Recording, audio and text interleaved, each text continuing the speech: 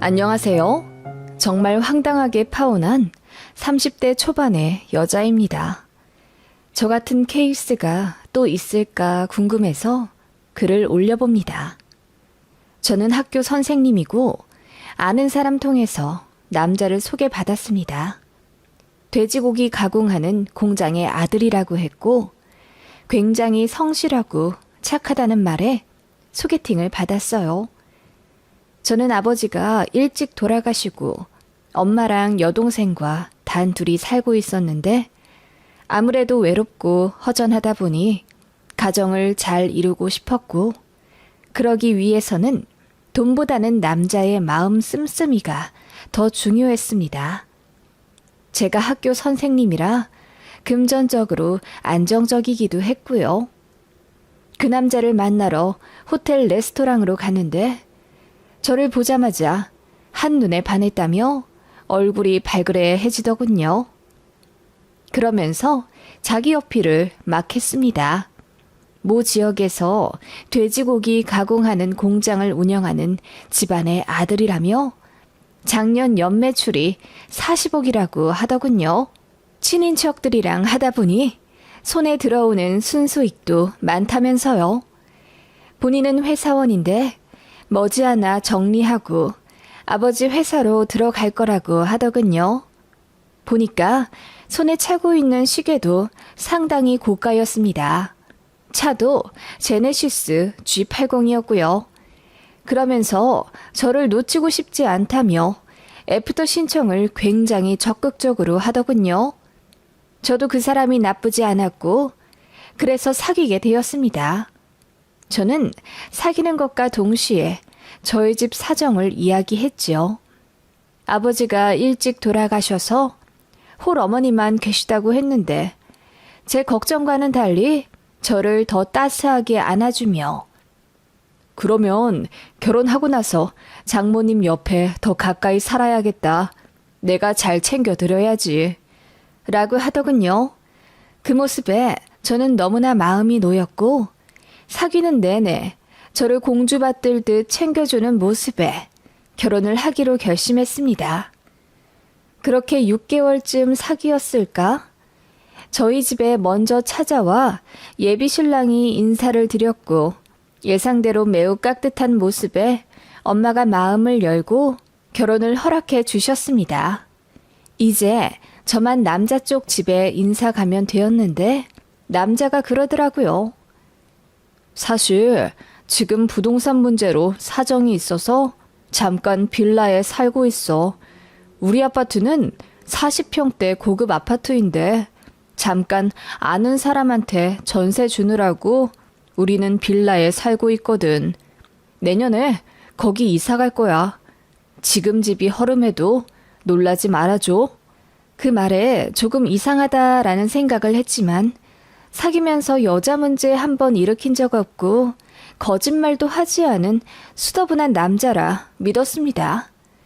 그렇게 남자의 차를 타고 인사를 드리러 갔습니다.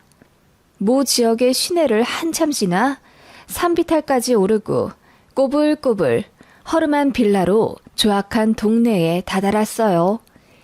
3층짜리 벽돌조차 바래버린 빌라 앞에 세운 예비 신랑이 여기는 임시로 살고 있는 곳이라며 저를 계속 안심시키려 하더군요. 조금 불안은 했지만 들어갔습니다. 가니까 어머님만 계셨어요. 제가 깍듯이 인사를 드리자 예비 시어머니는 그래, 이야기 잘 들었다. 우리 아들이랑 결혼을 하고 싶다고? 선생님이라던데 한 달에 얼마 버니? 라고 다짜고짜 돈 이야기부터 하시더라고요. 너무 놀라서 제가 얼어붙자 남친이 허허 웃으며 전에 사귀던 여자친구들이 다 백수였고 자기네 공장 상속에만 혈안이 되어 있어서 결국 다 헤어졌다고 하더군요. 우리 엄마가 내 전 여친들한테 너무 대어서 이런 이야기를 하시는 거야. 아, 엄마, 이 사람은 그럴 리 없다고 내가 말했잖아. 얼마나 착한 여자라고. 남자는 그렇게 이야기하며 제 앞에서 본인 엄마를 나무라더군요. 그러자 예비 시어머니는 뭔가 할 말이 있는 듯 했지만 꾹 참는 느낌이 들었고요. 그렇게 어머님한테 인사를 드렸고 공장에 계시다는 아버님께 찾아갔습니다. 예비시댁 근처였어요. 남친 차를 타고 가서 공장에 들어섰는데 너무 놀랐습니다. 공장 부지가 엄청 크더라고요. 돼지고기 가공하는 곳이라고 해서 작은 컨테이너 정도로 생각했는데 1000평은 좋게 되어 보이고 사무실도 따로 좋게 되어 있는 곳이었습니다. 예비신랑이 아빠 하고 부르자 공장 내부에서 한 중년이 나왔습니다. 그분은 저를 보자마자 환하게 웃으며 네가 우리 며느리 될 아이구나. 와주어서 고맙구나. 라고 맞아주셨죠. 그렇게 사무실에 들어갔고 예비 시부는 자연스럽게 저에게 커피를 타주겠다며 탕비실로 가시더라고요. 그리고 대표 자리 앞에 있는 소파에 앉으라며 안내해 주셨습니다. 제가 회사 운영하기 힘드시지 않냐고 하니 뭔가 당황스러운 듯 웃으시더라고요. 더는 말씀을 안 하셨고 예비 신랑도 자기 아빠가 말씀이 많이 없는 분이라며 저더러 이해하라고 하더군요. 무언가 못 믿어온 부분이 많았지만 대표 자리에 있는 명패도 예비 시부 이름이었고 또 예비 시부도 자연스럽게 대표 자리에 가서 핸드폰을 충전하는 등 명백한 공장 사장 같은 모습을 보였기에 더 의심하진 않았습니다. 어쨌든 양가 허락을 받긴 받은 거죠. 그렇게 결혼을 본격적으로 준비하려 하는데 예비 신랑이 본인은 현금을 갖고 있는 게 없고 부모님으로부터 아파트를 한 채 물려받은 게 있으니 거기서 신혼생활을 하는 게 어떻냐고 하더군요. 그런데 그곳이 제가 근무하는 곳에서 굉장히 많이 떨어진 지역이었습니다. 차로 1시간 30분 정도라면 출퇴근을 생각해 볼 수도 있지만 2시간도 넘게 떨어진 곳이라 제가 그건 안 될 것 같다고 했죠. 그랬더니 지금 팔면 너무 손해라며 난감해 하더라고요. 그래서 대출을 먼저 받고 제가 가진 돈을 합쳐서 신혼집을 마련하면 되지 않겠냐고 하니 자기는 보수적이라 대출을 안 받는다고 하더군요. 자기네 집이 승승장구하게 된 이유도 대출 하나 없이 올 현금으로 이뤄내서 그런 거라며 입에 침이 튀도록 설명을 하더군요. 여하튼 예비 신랑은 대출은 못 받겠고 일단 제가 가진 돈으로 신혼집을 전세로라도 마련해서 들어가 보자고 하더군요. 자기가 가전 가구는 다 해올 것이고 결혼하고 나면 자기가 가진 아파트 명의를 저한테 돌려주겠다는 약속도 하더라고요. 그 아파트는 시세 12억짜리였습니다. 저는 현금으로 2억 있었고 소나타 한 대가 있었어요. 게다가 결혼하면 엄마가 돈을 2천만 원 해주신다고 했고요. 그런데 제 돈으로 전세 계약을 하면 굳이 엄마에게 그 돈을 받을 이유가 없어 보였습니다. 그래서 예비 신랑에게도 친정 지원을 없을 거라고 했더니 뭔가 아쉬워하는 느낌이었습니다. 그때부터 조금씩 뭔가 이 결혼에 대한 찝찝함이 들기 시작했던 것 같아요.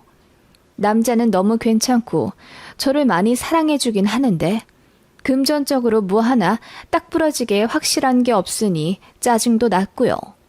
제 마음을 꿰뚫기라도 하듯 남자가 갑자기 저에게 차를 바꾸자고 하더군요. 작년에 산 제네시스를 제가 타게 해주겠다며 결혼하면 아예 바꿔 타자고 하더라고요. 그리고 저에게 300만 원 상당의 시계도 사주었습니다. 당장 현금 융통할 방법이 없어서 미안하다며 눈물까지 흘렸어요. 그런 모습에 저도 무언가 홀린 것 같긴 합니다. 이제와 반성하고 제가 왜 그랬는지 이해가 안 가네요. 그때는 아마도 주변에서 다들 제가 결혼한다는 걸 알고 있었고 엄마도 제 예비 신랑을 많이 좋아했었기 때문에 뭔가 더 상황이 나빠지면 안 된다는 이상한 강박 같은 게 저를 옥죄었던 것 같습니다. 예비신랑은 저에게 끊임없이 신뢰를 주기 위해 많이 노력했고, 저도 그런 모습에 다시 그 사람을 믿고 잘 살아보자고 스스로를 다독이며 결혼을 진행해 갔습니다. 예식장을 계약했고, 스드메도 열심히 알아보러 다녔습니다. 그리고 아파트도 계약했죠. 제 학교와 예비신랑 직장 가운데쯤으로 정해 제 돈으로 전세를 계약했습니다. 그쯤 제 생각은 어차피 저는 본가를 떠나 독립을 할 생각이었고, 만약 남자와 파혼을 하거나 이혼을 하게 돼도 제가 살 곳이라 생각했습니다. 물론 예비신랑은 제 생각에 대해 전혀 모르고 있었죠. 여튼 그렇게 신혼집이 일단 정해지고 나니 아내 드릴 가전 가구가 고민이 되었습니다. 예비신랑이 알아서 다 들여놓겠다고 하더군요. 그런데 너무 어이없는 일이 벌어지게 되었습니다. 가전 가구 보러 가자고 하니 이 핑계 저 핑계 대며 못 간다고 하더니 어느 날 저에게 통보식으로 우리 엄마가 가전 가구 다 해주신대. 자기는 신경 쓸 거 없어. 라고 하더군요. 그게 무슨 말이야. 우리가 살 집인데 가전 가구는 우리가 고민해서 골라야지. 침대는 어떤 사이즈로 살 거고 TV는 무슨 사이즈로 살 건지 상의도 안 했잖아. 그런 게 무슨 의미가 있어. 어차피 우리 둘이 같이 있으면 뭐든 안 좋겠어? 예비신랑은 희한한 궤변을 드러놓으며 시어머니가 되실 자기 어머니가 너무나 기뻐하며 벌써 가전가구 계약을 하러 신나게 다닌다고 하더라고요. 어이가 없었습니다. 그러자 남자가 저보고 표정이 왜 그러냐며 설마 요즘 여자들처럼 시댁에 이유 없이 반감 가지는 된장녀냐고 하더군요. 제가 무슨 말을 그렇게 하냐고 하니 자기가 더 삐지더라고요. 저는 아무리 생각해도 이건 아니다. 우리 가전 가구인데 우리가 사야지 어떻게 어머님한테 맡길 수가 있냐고 따져 물었더니 그제야 말하기를 나중에 내 명의로 갖고 있는 그 아파트를 팔고 싶으면 엄마가 시키는 대로 해야 한대. 자기도 알잖아. 그 아파트 지금 시세 12억인 거. 라고 하더군요. 예비시모는 그 아파트 값을 빌미 삼아 저에게 시짜짓을 하려는 듯 보였습니다. 그래도 예비시모가 고른 가구가 다행히 괜찮긴 하더라고요. 좀 어이가 없었지만 예비시모가 이미 가구를 다 계약해놨다며 배송만 하면 된다고 다그치기에 할 수 없이 집 주소를 알려드렸습니다. 그렇게 가구가 먼저 들어오기로 했고 제가 가서 보려고 했는데 일이 생겨서 못 가게 되었습니다. 그래서 예비 신랑에게 도어락 비밀번호를 알려주었죠. 그렇게 침대와 장롱 등을 먼저 넣었고 TV와 냉장고 등의 가전은 무조건 제가 고르기로 했습니다. 그것만은 양보하기 싫어서 저도 세게 나오니 예비 신랑과 예비 시모도 알겠다고 하더군요. 그렇게 제가 가전을 골랐고 돈은 나중에 예비 신랑이 준다기에 제 카드로 긁었습니다. 그리고 제 신혼집에 배송되기로 한 날, 그날은 제가 들어가 확인해야 했기에 퇴근하자마자 쏜살같이 달려갔습니다. 배송기사가 도착하기 전에 무사히 아파트에 왔고 저는 도어락 비번을 눌렀습니다. 그런데 상상도 못할 일이 그때 벌어지고 만 것입니다. 아무도 없을 거라고 생각했던, 아니 아무도 없어야 할 집에 웬 신발이 놓여져 있더군요. 소름이 돋아서 나가려고 하는 찰나 갑자기 안에서 세아가 반갑다 하는 소리가 들리는 겁니다. 소스라치게 놀라 고개를 들어보니 예비 시무가 환하게 웃으며 저를 맞아주고 있었습니다. 오늘 TV랑 냉장고 온다며 내가 미리 와 있었지. 그 모습에 제가 당황하며 제가 와서 드려도 되는데 말씀도 없이 어쩐 일이세요? 라고 했더니 예비 시무가 아무렇지 않게 내가 우리 집 오는데 네 허락을 받아야 하니? 라고 하시더군요. 그 말에 저는 너무 황당해서 얼굴에 열이 새빨갛게 오르는 기분이 들었습니다. 어머님 집이라뇨? 여긴 저희 신혼집인데요. 예, 안 그래도 내가 얘기 좀 하려고 했다. 너 이 집 계약하고 네 홀어머니 여기다 모셔서 셋이 같이 살려고 그랬지? 내가 그것만은 절대로 받아들일 수가 없구나. 그 말에 제가 너무나 화가 나 무슨 말을 하시냐 따져 물었더니 예비 시모가 니네 엄마 혼자 계시잖아. 시어머니 될 사람으로서 내가 그건 참 마음에 안 들더구나. 네 직업, 얼굴, 심성 다 괜찮은데 아무래도 홀어머니 있는 딸은 며느리감으로 별로지. 그래도 우리 아들이 하도 좋다고 해서 허락한 거야. 그리고 우리 아들 앞으로 있다는 그 아파트, 그건 당분간 팔 생각 없다. 그렇게 알아둬. 네? 그 사람 말로는 2년 뒤에 그거 팔아서 저희 다른 곳으로 이사 갈 거라고 했는데요. 무슨 말이니? 그 집 절대 안 판다. 거기 돈이 얼마나 묶여 있는데. 그리고 난 이 시아버지랑 이혼할 거야. 그 말에 제가 솟아치게 놀라니 예비 시부가 이야기 못 들었냐며 딴청 부리시더군요. 예비 시부는 그 공장의 대표가 아니었습니다. 그 공장의 대표는 예비 시모의 여동생의 남편, 즉 시 이모부의 것이었습니다.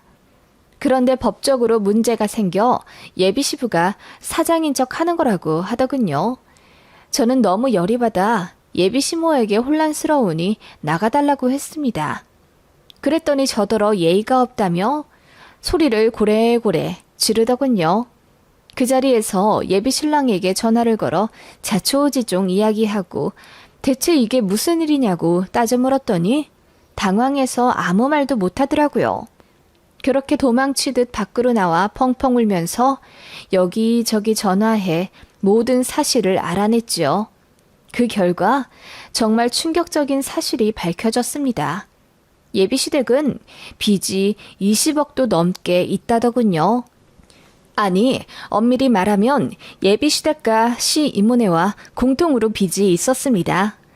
그리고 제 예비신랑에게 상속받을 아파트로 담보대출을 어마어마하게 받았나 보더라고요. 예비신랑의 차와 국가의 명품들도 전부 그 아파트를 담보로 대출받아 산 것 같고요. 한마디로 깡통이었고 팔래야 팔 수도 없던 겁니다. 공장도 대출로 돌아가고 있었고 부도 직전이었으며 그거 막느라고 갖고 있던 아파트도 넘기고 허름한 빌라에서 살고 있었던 겁니다. 제가 모든 사실을 알아내고 너무 열이 받아 주선자에게 이야기하여 화를 내니 자기도 몰랐다며 어쩔 줄 몰라 하더라고요. 저는 예비 신랑에게 혼인 빙자죄로 고소하겠다고 소리를 질렀습니다. 그랬더니 전에 알던 그 착한 모습은 온데간데 없이 저에게 오히려 소리를 치며 네가 바보같이 속았던 거잖아 라고 하더라고요. 저는 모든 사실을 엄마에게 말씀드렸습니다. 가슴은 찢어질 것 같았지만 저도 제대로 속았다는 생각에 분해서 어쩔 줄을 모르겠더라고요. 엄마도 너무 화가 난다며 외삼촌들을 불렀습니다. 저희 외삼촌들은 씨름과 유도를 오랫동안 했던 운동 선수들이에요. 저도 유전적으로 그러한 체질을 물려받았는지 한등치 하고요. 엄마도 마찬가지입니다. 그렇게 저희 가족은 바로 제 아파트로 쳐들어갔습니다. 뻔뻔하게도 예비 시모가 아직도 안 가고 고상하게 앉아서 차를 쳐 마시더라고요.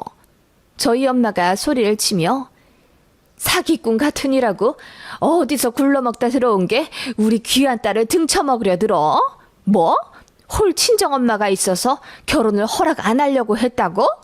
당신 같은 애미는 정상이고 라고 했더니 예비 시무가 얼굴이 시퍼래지며 바로 자기 아들한테 전화를 걸더군요. 10분도 안 되어 예비 신랑이 왔고 상황 파악을 못했는지 마구 날뛰며 결혼할 사이에 치사하게 군다고 난리더군요. 바로 저희 외삼촌들이 제 앞 들어갔습니다. 조카가 결혼을 빙자로 농락당했다는 사실에 더 열받은 외삼촌들은 제 예비 신랑을 용서하지 않았죠. 팔이고 다리고 머리고 흠씬 두들겨 패주었고 그런 아들을 맡겠다고 예비 시모가 울면서 달려들자 저희 엄마가 바로 밀어버렸습니다. 그렇게 나자빠진 예비 시모를 저희 엄마가 축구공 차듯이 날려버렸습니다. 그야말로 난장판이었죠. 처음엔 저희에게 맞고 나서 고소를 하겠다느니 뭐니 울면서 뭐라 했지만 저희 엄마가 손 한번 들어올리니 깨갱하더군요. 결국 그 사기꾼 같은 모자는 다신 제 앞에 나타나지 않겠다는 각서를 쓰고 코피 철철 흘리며 새벽에 택시 타고 도망갔습니다. 저는 그걸로는 부족하다고 생각하여 예비신랑, 아니 전 남친의 회사에 전화를 걸어 막무가내로 이 사람 저 사람과 통화해 제가 겪은 일을 모두 말했습니다. 소문 내달라고 부탁도 했고요. 결국 그 인간 한 달도 안 돼요. 무슨 일인지 잘렸다더군요. 그렇게 참으로 어이없게 파혼했습니다. 저도 나이가 많다는 이유로 또 가정을 빨리 꾸리고 싶다는 이유로 하나만 보고 둘은 보지 않았던 어리석음을 가슴 깊이 반성했습니다. 믿고 싶은 것만 믿었던 제 불찰이라고 생각합니다. 저도 나름대로 똑 부러진다고 소리 들었는데 결혼 앞두고 정말 사람이 뭐에 씌이긴 하나 보네요. 그래도 너무 늦지 않게 파혼해서 다행이라고 생각합니다. 그리고 그렇게라도 패주고 끝내서 속이 시원하고요. 그 집은 찜찜하여 바로 다른 이에게 전전세 주었습니다. 전 예비시무가 넣은 가구는 다 팔았고요. 정말 황당하지 않나요? 어떻게 이런 일이 다 있는지 어이가 없을 뿐입니다.